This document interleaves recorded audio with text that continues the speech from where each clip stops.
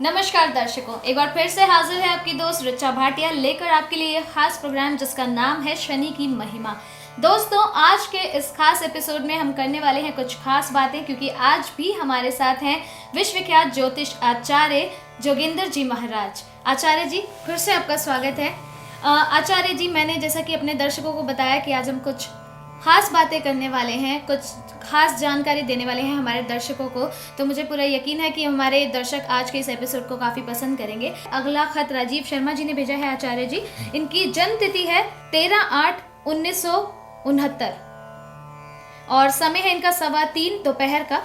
उसी के साथ इनका स्थान है अलीपुर, दिल्ली का।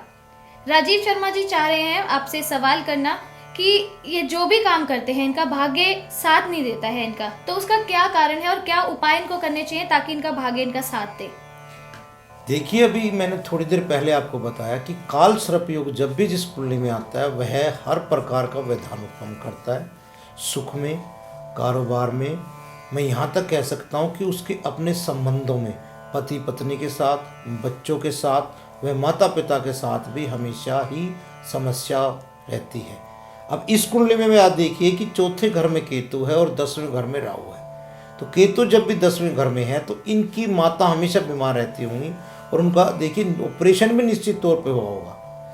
और 10वें घर में राहु होने की वजह से क्या होगा कि बहुत जल्दी अपने व्यापार को बढ़ाना चाहते हैं और जैसे ही अपने व्यापार के बढ़ाने का निर्णय लेते हैं उसमें इन्हें बार बार परेशानी आती होगी।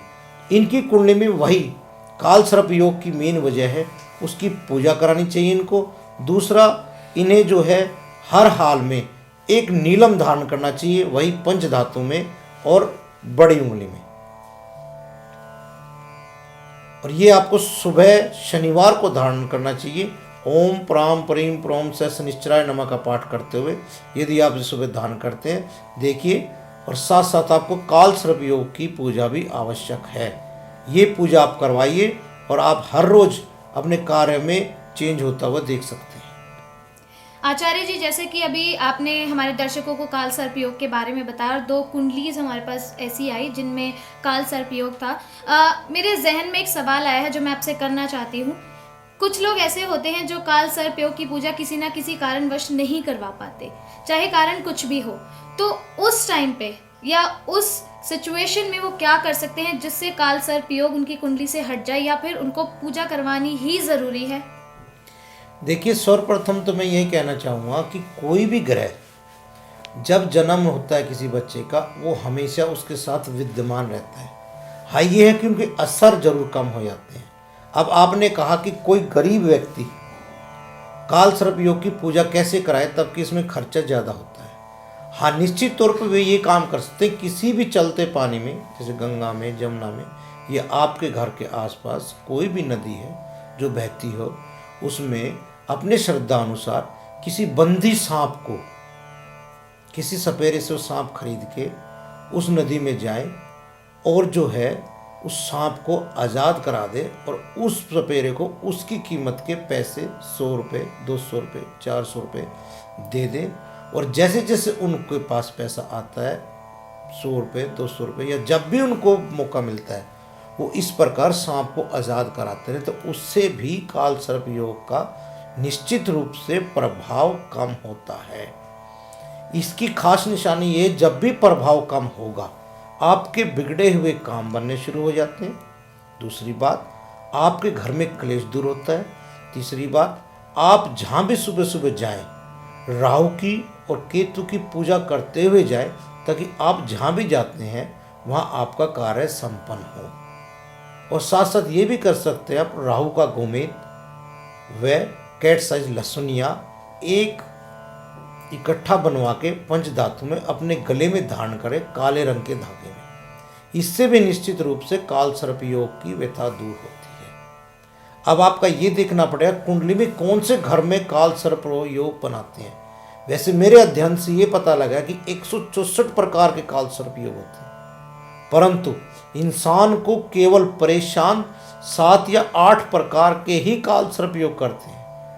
कई बार आप ये सोचते हैं कि फला डिग्री का राहु है, फला डिग्री का केतु है, लेकिन उनके साथ जैसे शनि आ गए, चंद्र आ गए, उनकी कितनी डिग्रियां हैं वो हर चीज़ को ध्यान में रख के ही उपाय करना चाहिए। तो मैं मित्रों पहले यही कहना पसंद करूँगा आप सब लोगों से कि आप आए, अपनी कुंडली की एक बार विवेचना कराएं। काल सर्प योग से घबराइए मत, क्योंकि हर व्यक्ति कुंडली में कोई न कोई काल सर्प योग होता है। कोई संकाल प्रयोग, कोई अर्धकाल सर्प योग होता है। इनके नाम अलग अलग हैं।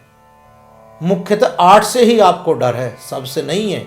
जिस प्रकार लोग कहते हैं कि शनि से डर है, नहीं, मेरे अपने अनुभव से ये पता लगा है कि शनि जिसके साथ होता है और राहु मिल जाए, क्योंकि ये कलयुग है, कलयुग में शनि, राहु और शुक्र ही मेन ऐसे ग्रह हैं जो कि आपको राजनीति के उच्च शिखर तक पहुंचा सकते हैं।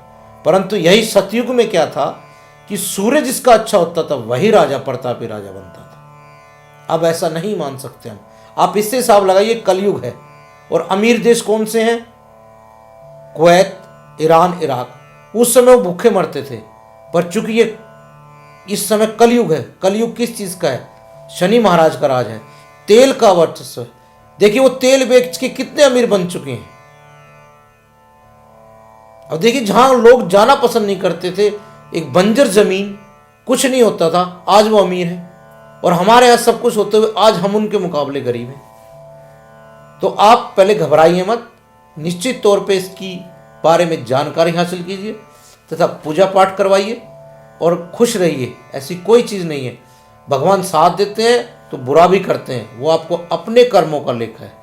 आप क्या बोते हैं? गेहूं तो गेहूं काटेंगे, पाप बोते हैं तो पाप काटेंगे, पुण्य बोएंगे तो पुण्य काटेंगे। तो ग्रहों से डरना छोड़ के कुछ अपने कर्मों का ध्यान दीजिए, कुछ शाश्वत पूजा कीजिए, तो आप निश्चित तौर पे सफल होंगे। आचार्य जी, जो भी आपने काल सर्प योग के बारे में बताया बहुत अच्छा लगा मुझे तो जानकर, और मुझे पूरा यकीन है कि हमारे दर्शक भी आज के इस खास एपिसोड को बहुत सराह रहे होंगे और आपको भी शायद पता चल गया होगा किस तरह से काल सर्प योग आपकी ज़िंदगी को इफ़ेक्ट करता है, किस तरह से आप उससे निजात पा सकते हैं। आचार्य जी, आज आपने बहुत ही खास बातें बताई और आपने अपना कीमती समय हमें दिया, आपका बहुत बहुत शुक्रिया।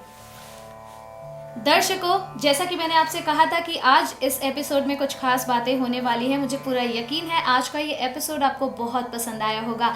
आगे आपसे और भी बहुत सारी बातें होंगी, आपकी सभी समस्याओं के समाधान हम यहाँ पर आपको बताएंगे।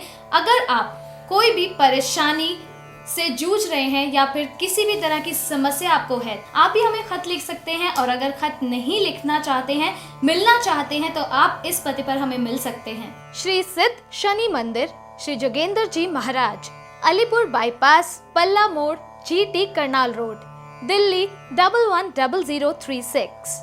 और अगर आप हमें फोन करके संपर्क करना चाहते हैं तो ये हमारे नंबर्स हैं, इन नंबर्स पे आप हमें कॉल भी कर सकते हैं। 9999829767, 9313908726, 9311328260। दर्शकों, फिलहाल समय हमें बिल्कुल भी इजाजत नहीं देता है, हम यहाँ पर आपके साथ कुछ और बातचीत करें। आपसे फिर जरूर होगी मुलाकात, तब तक के लिए हमें आज्ञा दीजिए। नमस्कार। विश्वविख्यात ज्योतिषाचार्य श्री जोगेंद्र जी महाराज पिछले 10 वर्षों से गरीब जातकों की समस्याओं का समाधान करते आ रहे हैं। वह गरीब बच्चों की शिक्षा में भी मदद करते हैं। वो व्यक्ति जो अपने बच्चों की शादी नहीं करा पाते हैं, महाराज जी उन बच्चों की शादी भी करवाते हैं। प्रत्येक वर वधू को 5100 रुपए नकद, एक सिलाई मशीन, कपड़े व बर्तन भी प्रदान करते हैं। वर्तमान में 101 फीट के श्री सिद्ध शनि मंदिर का निर्माण कार्य चल रहा है। यदि आप भी शनि मंदिर के निर्माण कार्य में भागीदार होकर भाग्यशाली बनना चाहते हैं तो संपर्क करें। गुप्त दान दाता हमारे अकाउंट में भी धन राशि भेज सकते हैं। श्री सिद्ध शनि मंदिर trust, oriental bank of commerce, account number 0876201101664, syndicate bank, account number 91362010035985।